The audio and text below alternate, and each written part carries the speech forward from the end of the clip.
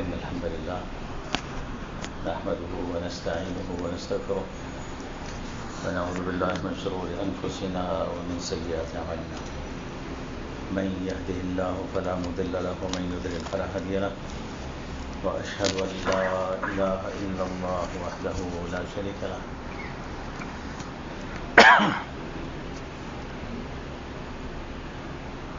وأشهد أن محمدا عبده ورسوله اللهم صل على محمد وعلى آل محمد كما صليت على إبراهيم وعلى آل إبراهيم إنك حميد مجيد اللهم بارك على محمد وعلى آل محمد كما باركت على إبراهيم وعلى آل إبراهيم إنك حميد مجيد اللهم انفعنا بما علمتنا وعلمنا ما ينفعنا وزدنا علما الحمد لله على كل حال ونعوذ بالله من حال أهل النار أما بعد فإن خير الحديث كتاب الله وخير الهدي هدي محمد صلى الله عليه وسلم وشر الأمور محدثاتها وكل محدثة بدعة وكل بدعة ضلالة وكل ضلالة في النار أبعد فأعوذ بالله من الشيطان الرجيم بسم الله الرحمن الرحيم ظهر الفساد في البر والبحر بما كسبت أيدي الناس. گزشتہ جمعے قدرتی آفات کے اسباب جاننے کے لیے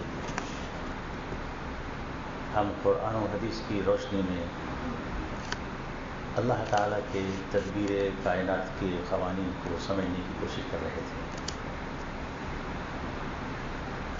اور قدرتی آفات کے اسباب جاننے کے لیے قوانین نظامی کائنات کو سمجھنا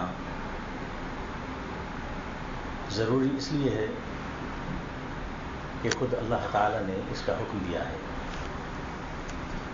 اور اس کی ترغیب و تاکید فرمائی ہے.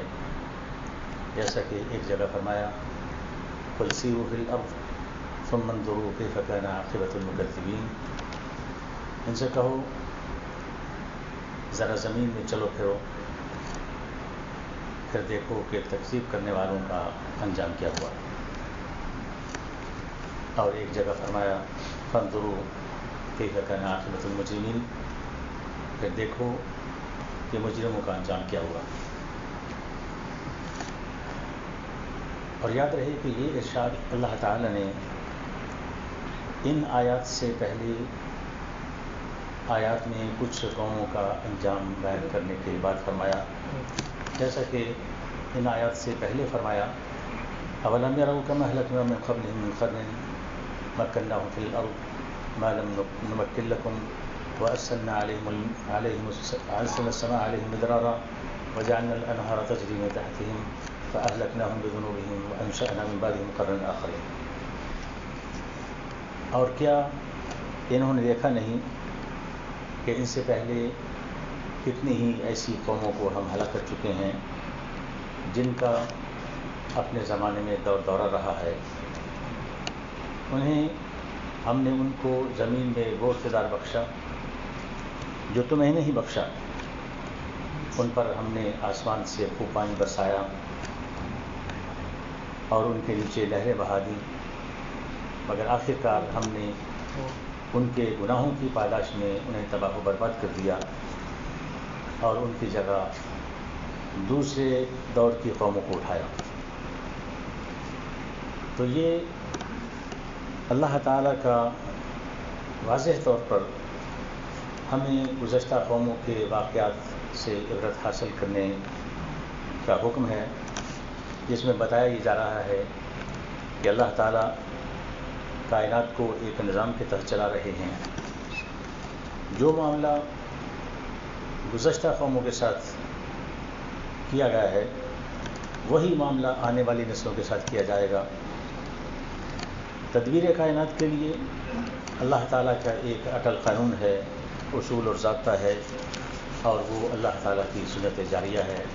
یعنی اللہ تعالیٰ کا وہ طریقہ کار ہے جو اس کی مخلوقات میں جاری و ساری ہے اور اللہ تعالیٰ کی سنت اور اس کے طریقے میں ہرگز کوئی تبدیلی نہیں ہو سکتی. فرمایا سنت اللہ الذین سنت اللہ الذین خلو من قبل ولن تجد لسنت اللہ تبدیلا، کہ اللہ کی سنت ہے، اس کا طریقہ ہے جو ایسے لوگوں کے معاملے میں پہلے سے چلی آ رہی ہے، اور تم اللہ کی سنت میں کوئی تبدیلی نہیں پاؤ گے۔ اور قرآن پاک میں متعدد مقامات پر اور مختلف پیرانوں میں پرزور انداز میں اور تاکیداً اس بات کو بیان کیا گیا ہے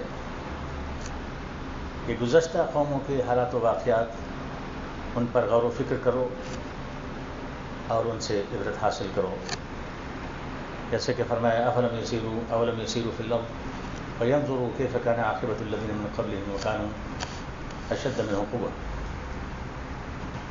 کیا یہ لوگ کبھی زمین میں چلے نہیں ہیں کہ انہوں نے ان کو ان لوگوں کا انجام نظر آتا جو ان سے پہلے گزر چکے ہیں، اور وہ ان سے بہت زیادہ طاقتور تھے۔ اور ایک مقام فرمایا لقد کان فی قصصہم عبرۃ لأولی الألباب ما کان حدیثا یفتری ولکن تصدیق الذی بین یدیہ وتفصیل کل شیء وہدی ورحمۃ لقوم یؤمنون۔ اگلے لوگوں کے ان قصوں میں عقل و ہوش رکھنے والوں کے لیے عبرت ہے۔ جو کچھ قرآن پاک میں بیان کیا جا رہا ہے یہ بناوٹی باتیں نہیں ہیں، بلکہ جو کتابیں ان سے پہلے آئی ہیں یہ انہی کی تصدیق ہے، اور ہر چیز کی تفصیل ہے، اور ایمان لانے والوں کے لیے ہدایت اور رحمت ہے۔ غرض کہ قرآن پاک بھرا پڑا ہے صرف یہ بات سمجھانے کے لیے کہ ہمارے تمام مسائل کا حل، مصائب کا تریاق اور آفات کے اسباب جاننا اسی بات میں ہیں کہ ہم گزشتہ قوموں کے حالات و واقعات پر غور و فکر کریں اور ان سے عبرت حاصل کریں۔ اور یہ تو بدیہی بات ہے کہ جب اللہ تعالیٰ گزشتہ قوموں کے حالات و واقعات سے عبرت حاصل کرنے کا حکم دے رہے ہیں تو یقیناً ہماری ان قوموں سے کوئی نہ کوئی مماثلت ہے، اور وہ مماثلت یہی ہے کہ جو انجام ان کا ہوا وہی ہمارا ہونے والا ہے، اگر ہماری کرتوتیں بھی وہی رہیں جو ان کی تھیں۔ اور پھر صرف اتنا ہی کہنے پر اللہ تعالیٰ نے اکتفا نہیں کیا اور بات ختم نہیں کر دی، بلکہ بہت تفصیل سے ان کی نافرمانیوں کا بھی ذکر کیا اور ان کا انجام بھی بیان فرمایا، جیسا کہ قرآن پاک میں ایک مقام پر کچھ قوموں کی بدعمالیوں اور نافرمانیوں کا ذکر کرنے کے بعد فرمایا فَكُلًّا أَخَذْنَا بِذَنبِهِ، آخر کار ہر ایک کو ہم نے اس کے گناہ پر پکڑا۔ فَمِنْهُمْ مَنْ أَرْسَلْنَا عَلَيْهِ حَاصِبًا، ان میں سے کسی پر تو ہم نے پتھراؤ کرنے والی بارش کر دی، ہوا بھیجی۔ وَمِنْهُمْ مَنْ أَخَذَتْهُ الصَّيْحَةُ، اور ان میں سے کسی کو زوردار آواز نے چیخ نے آ لیا۔ وَمِنْهُمْ مَنْ خَسَفْنَا بِهِ الْأَرْضَ، اور ان میں سے کسی کو ہم نے زمین میں دھسا دیا۔ وَمِنْهُمْ مَنْ أَغْرَقْنَا، اور ان میں سے کسی کو ہم نے پانی میں ڈبو دیا، ان کو غرق کر دیا۔ وَمَا كَانَ اللَّهُ لِيَظْلِمَهُمْ وَلَكِنْ كَانُوا أَنفُسَهُمْ يَظْلِمُونَ، اس پکڑ میں اللہ تعالیٰ نے یقیناً اور ہرگز اس پر ظلم نہیں کیا، بلکہ وہ خود اپنی جانوں پر ظلم کرتے تھے۔ اب اس آیت کریمہ میں مذکور جن قوموں کا ذکر ہے ان میں سے ایک قوم عاد ہے، اور ان کے بارے میں فرمایا وَمِنْهُمْ أَرْسَلْنَا عَلَيْهِ حَاصِبًا، ان میں سے کسی پر ہم نے پتھراؤ کرنے والی ہوا بھیجی۔ قوم عاد حضرت ہود علیہ السلام کی قوم تھی، جسمانی اعتبار سے دراز قامت، کڑیل اور قوی ہیکل تھی۔ یمن کے علاقے حضرموت کے رہنے والے تھے، جہاں ریت کے بڑے بڑے ٹیلے تھے اور بلند و بالا پہاڑ تھے، وہ لوگ پہاڑ تراش ترش کر اپنے لیے محل بناتے، محلہ تعمیر کرتے، اور ان کی زمین نہایت سرسبز تھی جس میں باغات وغیرہ تھے. اور اس قوم عاد کو احقاف والے بھی کہا جاتا ہے، کیونکہ احقاف ریت کے بڑے بڑے ٹیلوں کو کہا جاتا ہے.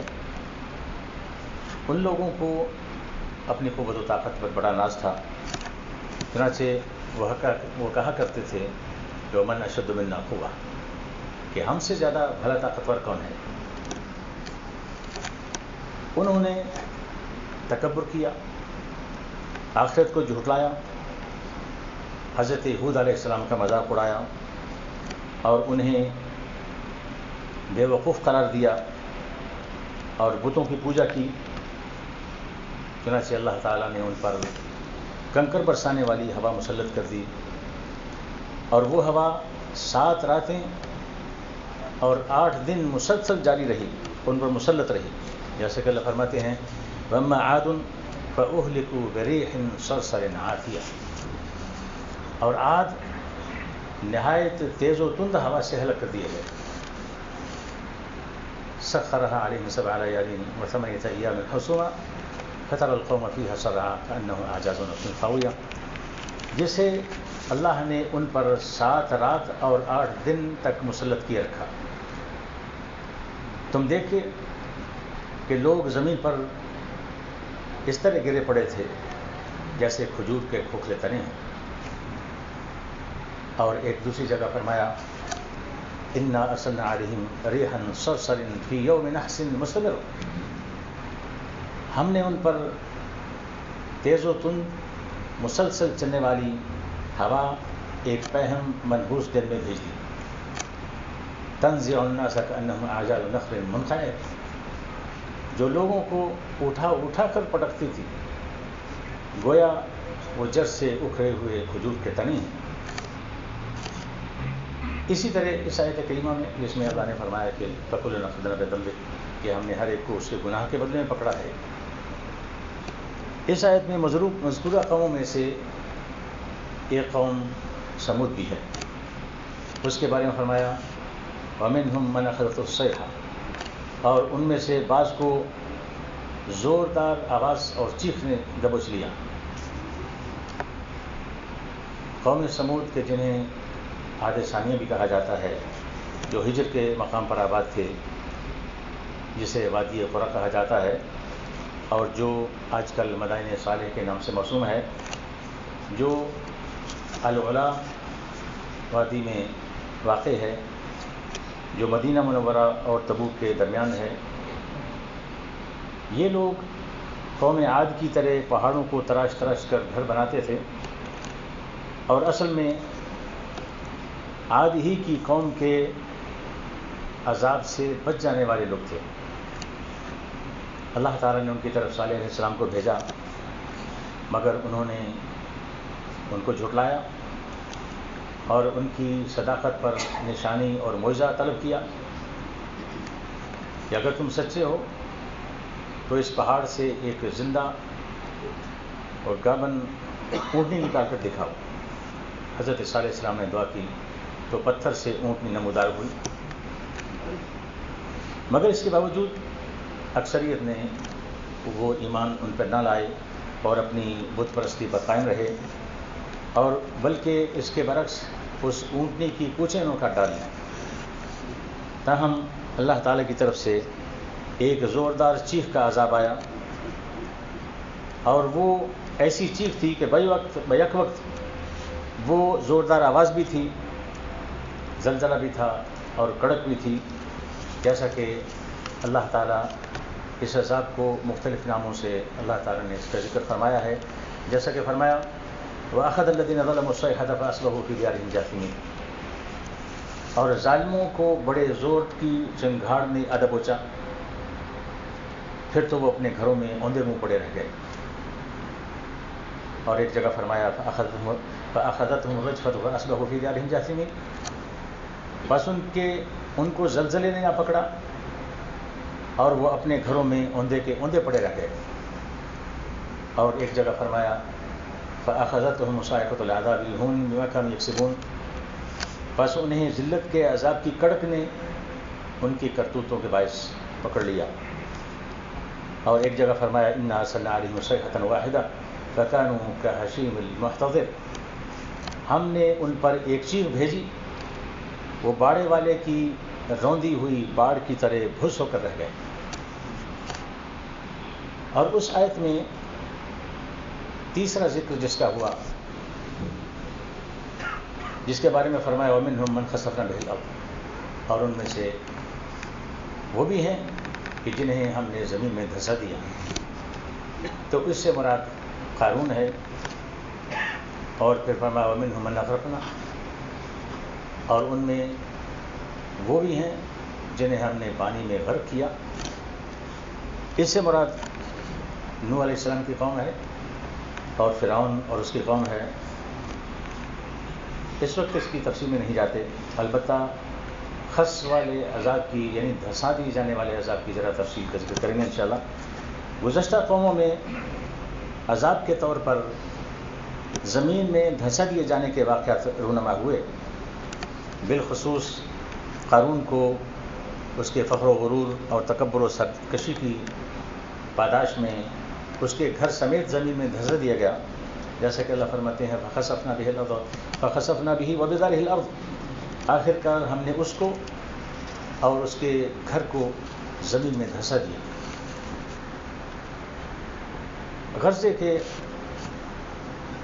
گزشتہ قوموں پر ان کے مختلف گناہوں کے سبب مختلف قسم کے عذاب آئے.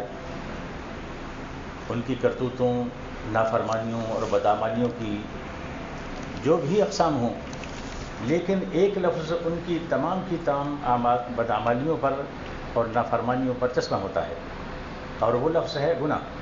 جیسا کہ اللہ نے فرمایا فَكُلًّا أَخَذْنَا بِذَنبِهِ، ہم نے ہر ایک کو اس کے گناہ کے بدلے میں پکڑا، اس کے گناہ پر اس کی گرفتگی، مطلب جو بھی ان کی برائی تھی، بدعمالی تھی، اس پر گناہ کا لفظ صادق آتا ہے. اب آئیے اس طویل تمہید کے بعد جانتے ہیں کہ کیا ہم گزشتہ قوموں کے حالات و واقعات اور ان کے انجام سے عبرت حاصل کرنے کے لیے تیار ہوئے ہیں کہ نہیں؟ کیا ہمیں یہ بات سمجھ آئی ہے کہ نہیں؟ کیا ہم اس بات کے قائل ہوئے ہیں کہ نہیں کہ ہمارا انجام یقیناً انہی اصولوں پر ہوگا جو اصول، جو قوانین پہلی قوموں پر لاگو آتے رہے ہیں، جس سے اللہ تعالیٰ ان کو معاملہ کرتا رہا ہے. اگر ہم اس بات کے لیے تیار ہیں اور ہمیں یہ بات سمجھ آ گئی ہے تو آئیے چلتے دیکھتے ہیں کہ وہ کون سی بدعمالیاں ہیں جو ان قوموں میں تو پائی جاتی تھیں مگر ہم میں نہیں ہیں. وہ بدعمالیاں کہ جن کے سبب ان پر عذاب آئے مگر ہم میں وہ بدعمالیاں نہیں ہیں. حقیقت یہ ہے کہ اگر ہم ایمانداری سے اس بات کا جائزہ لیں تو اس نتیجے پر پہنچیں گے کہ نہ صرف یہ کہ ایسی کوئی بدعملی نہیں ہے جو ان میں تھی اور ہم میں نہ ہو، بلکہ ایسی بہت سی بدعملیاں ضرور ہیں جو ان میں نہیں تھیں مگر ہم میں موجود ہیں. یا کم از کم اتنا ضرور کہہ سکتے ہیں کہ وہ برائیاں، وہ بدعمالیاں جو ان میں تھیں اب وہ ہم میں اس کی ایڈوانس شکل میں ہیں. شرک ان میں موجود تھا، ہم میں بھی موجود ہے. آج بہت سے مسلمان غیر اللہ سے ہونے کا یقین رکھتے ہیں، زندوں اور مردوں سے اولادیں مانگتے ہیں، ان سے مرادیں مانگتے ہیں، انہیں اپنا مشکل کشا اور حاجت روا مانتے ہیں، اور پھر کہتے ہیں کہ وہ شرک نہیں کرتے، بت پرستی نہیں کرتے. دین میں ہم نے ایسی بدعتیں ایجاد کر رکھی ہیں کہ ہم نے دین کا حلیہ بگاڑ کر رکھ دیا ہے. سوشل میڈیا نے بد اخلاقی کے نئے انداز متعارف کروائے ہیں، اور ایسے لوگ یقیناً انگلیوں پر گنے جا سکتے ہیں جو سوشل میڈیا کے منفی اثرات سے محفوظ رہے. جس طرح کووڈ سے محفوظ رہنے والے کے لیے ایک نئی اصطلاح ایجاد ہوئی ہے، کووڈ ورژن. اسی طرح میں اس کو نام دیتا ہوں social media version. Social media version ایسے لوگ اس دور میں یقیناً بہت کم ہیں جو سوشل میڈیا ورژن ہیں. خیر، بدعمالیوں، بد اخلاقیوں اور نافرمانیوں کی ایک طویل فہرست ہے جس میں آج کا مسلمان ملوث ہے، مگر کوئی ماننے کے لیے تیار نہیں ہے. کوئی گناہ کو گناہ سمجھنے کے لیے تیار نہیں ہے، بلکہ حقیقت یہ ہے کہ اگر نصیحت کی جائے کسی خامی پر، کسی غلطی اور کسی گناہ پر، تو لوگ ناراض ہو جاتے ہیں اور اس پر اصرار کرتے ہیں اور اس کے جواز کے ہیلے بہانے تراشتے ہیں اور اس کا دفاع کرتے ہیں. یاد رکھیں، کسی گناہ کا ارتکاب اتنا بڑا گناہ نہیں ہے جتنا بڑا گناہ کسی گناہ کو جائز قرار دینا ہے. جیسا کہ حدیث میں ہے، آپ صلی اللہ علیہ وسلم فرمایا لَيَكُونَنَّ مِنْ أُمَّتِي أَقْوَامٌ يَسْتَحِلُّونَ الْحِرَّ وَالْحَرِيرَ وَالْخَمْرَ وَالْمَعَازِفَ. میری امت میں ایسے لوگ پیدا ہوں گے جو زنا، ریشم، شراب اور آلات موسیقی کو جائز اور حلال قرار دے لیں گے. وَلَا يَنزِلَنَّ أَقْوَامٌ إِلَى جَنْبِ عَالَمٍ يَرُوحُ عَلَيْهِمْ بِسَارِحَةٍ لَهُمْ يَأْتِيهِمْ لِحَاجَةٍ فَيَقُولُونَ ارْجِعْ إِلَيْنَا غَدًا فَيُبَيِّتُهُمُ اللَّهُ وَيَدَعُ الْعَالَمَ وَيَمْسَخُ آخَرِينَ قِرَةً وَخَنَازِيرَ إِلَى يَوْمِ الْقِيَامَةِ. کچھ قومیں بلند پہاڑ کے دامن میں پڑاؤ ڈالیں گی. شام کو چرواہا اپنی مویشی لے کر ان کے پاس حاضر ہوگا اپنی کسی ضرورت کے لیے، ایک غریب اور فقیر آدمی، تو وہ اسے ٹرکھانے کے لیے کہیں گے کہ کل آنا. تو اللہ تعالیٰ انہیں ہلاک کر دے گا اور پہاڑ کو ان پر دے مارے گا اور دوسروں کو قیامت تک کے لیے بندروں اور خنزیروں کی صورتوں میں مسخ کر دے گا. اسی طرح ایک اور حدیث میں ہے، آپ صلی اللہ علیہ وسلم فرمایا وَالَّذِي نَفْسُ مُحَمَّدٍ بِيَدِهِ لَيَبِيتَنَّ النَّاسُ مِنْ أُمَّتِي عَلَى أَشْرٍ وَبَطَرٍ وَلَعِبٍ وَلَهْوٍ فَيُصْبِحُوا قِرَدَةً وَخَنَازِيرَ بِاسْتِحْلَالِهِمُ الْمَحَارِمَ وَاتِّخَاذِهِمُ الْقَيْنَاتِ وَشُرْبِهِمُ الْخَمْرِ وَأَكْلِهِمُ الرِّبَا وَلُبْسِهِمُ الْحَرِيرَ. اس ذات کی قسم جس کے ہاتھ میں محمد صلی اللہ علیہ وسلم کی جان ہے، میری امت کے کچھ لوگ تکبر و غرور اور تمرد و سرکشی کرتے ہوئے شغل میلے اور عیش و نشاط میں رات گزاریں گے اور صبح انہیں بندر اور خنزیر بنا دیا جائے گا. ان کے حرام کاموں کو حلال کر لینے، گانے والیوں کے پروگرام کرنے، شرابیں پینے اور زنا کرنے کی وجہ سے اور ریشم زیر تم کرنے کی وجہ سے. یہ آپ صلی اللہ علیہ وسلم کی پیشن گوئی ہے، اور یہ پیشن گوئی بھی آپ صلی اللہ علیہ وسلم نے قسم کھا کر بیان فرمائی ہے. یقیناً ہر مسلمان کا آپ صلی اللہ علیہ وسلم کی بات کے حق اور سچ ہونے پر، اور وہ بھی بغیر قسم کھائے، پورا اور پختہ ایمان ہے. ورنہ کوئی مسلمان نہیں ہو سکتا کہ جسے ذرہ برابر بھی شک ہو، ذرہ برابر، آدھا نہیں بلکہ ذرہ برابر بھی اگر شک ہو اس کے پورا ہونے میں، اس کے سچ ہونے میں، تو مسلمان نہیں ہے. اس کا مطلب یہ ہے کہ یہ پیشین گوئی یقین پوری ہو کر رہے گی. اب ہمارا طرز عمل کیا ہے، اس پر یقیناً کوئی مثال دینے کی ضرورت نہیں ہے کہ آپ بھی اسی معاشرے میں رہ رہے ہیں. آپ دیکھتے اور سنتے ہیں، صحیح اور غلط میں تمیز کرنے کی صلاحیت رکھتے ہیں. اللہ تعالیٰ نے آپ کو عقل دے کر رکھی ہے. بہرحال یہ موضوع ابھی نامکمل اور ادھورا ہے، مگر میں آج ہی اس موضوع کو اسی بات پر ختم کروں گا. بس آخر میں اتنا عرض کرتا چلوں کہ یہ دور قرب قیامت کا دور ہے. اس کی بہت سی علامات ظاہر ہو چکی ہیں، بہت سی بھی باقی ہیں اور آئے دن ظاہر ہوتی رہتی ہیں. لہٰذا ہمیں بہت احتیاط سے زندگی گزارنے کی ضرورت ہے، بہت خبردار رہنے کی ضرورت ہے، اور اپنے ایمان کو بچانے کی ضرورت ہے۔ قدرتی آفات یقیناً ہماری بدعمالیوں کے نتیجے میں آتی ہیں، اور ہماری بدعمالیوں کے نتیجے میں سیلاب سے بھی زیادہ خطرناک نتائج آنے والے ہیں، اور یقیناً آ کر رہیں گے، کیونکہ آپ صلی اللہ علیہ وسلم کی پیشین گوئی ہے۔ اس سے بچنے کی فکر ہر مسلمان کو ہونی چاہیے کہ کہیں ایسا نہ ہو کہ وہ جو پیشین گوئی ہے ہم پر پوری ہو۔ جیسا کہ حدیث میں ہے، آپ صلی اللہ علیہ وسلم نے فرمایا فی هذه الامت خسف ومسخ وقذف، اس امت میں قرب قیامت یہ 3 باتیں ضرور ظاہر ہو کر رہیں گی۔ خسف ہوگا، خسف کا معنی ہے زمین میں دھسا دینا، زمین پھٹتی ہے۔ اب امریکہ میں بہت سے ایسے واقعات ہیں، اگر آپ گوگل کریں اب دیکھیں گے کہ اچانک زمین پھٹتی ہے اور پورے کا پورا گھر یا پورے کا پورا علاقہ زمین بوس ہو جاتا ہے، یہ خسف ہے۔ اور پھر مسخ ہے کہ کوئی بدعمالی کر رہا ہوتا ہے، گانے بجانے کی محفلوں میں شریک ہوتا ہے، تو اچانک ان کو مسخ کر دیا جاتا ہے کہ جیسی حالت میں ویسے ہی وہ سٹل ہو جاتے ہیں۔ اور قذف ہے کہ وہ آسمان سے پتھروں کی بارش ہونا۔ یہ واقعات پہلے ہوئے ہیں اور قرب قیامت یہ ہو کر رہیں گے۔ فقال رجل من المسلمین یا رسول اللہ متی ذلک، اس میں موجود مسلمانوں میں سے ایک شخص نے عرض کیا، اللہ کے رسول صلی اللہ علیہ وسلم، یہ واقعات کب رونما ہوں گے؟